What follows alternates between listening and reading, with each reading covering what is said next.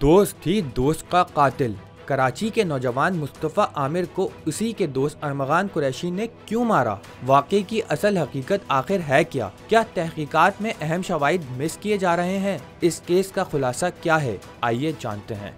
रवां साल 6 जनवरी को मुस्तफ़ा आमिर के वालिदैन की मुद्दत में दरख्शा थाने में अगवा का मुकदमा दर्ज किया गया, जिसके बाद कानून नाफिज करने वाले इदारों ने मुस्तफ़ा आमिर को ढूंढना शुरू किया। कानून नाफिज करने वाले इदारों ने जदीद टेक्नोलॉजी का इस्तेमाल किया, जिससे उनको मुस्तफ़ा की मोबाइल की लास्ट लोकेशन मिली, जो कि गिजरी के इलाके में मौजूद एक घर की थी। मुस्तफ़ा के गुम होने के 1 माह बाद AVCC की टीम ने उस घर में छापा मारा, जहां मुल्जिम अरमगान फायरिंग का तबादला करता है, लेकिन पुलिस अरमगान को गिरफ्तार करके ले गई। पुलिस ने एक और दोस्त शराज को भी गिरफ्तार किया।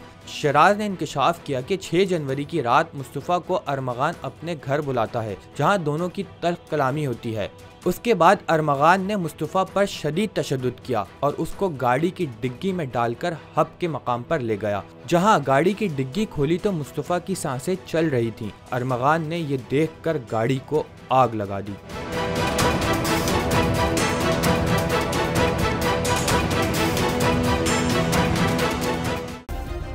सब्सक्राइब करें और बेल दबाएं ताकि कोई खबर रह न जाए।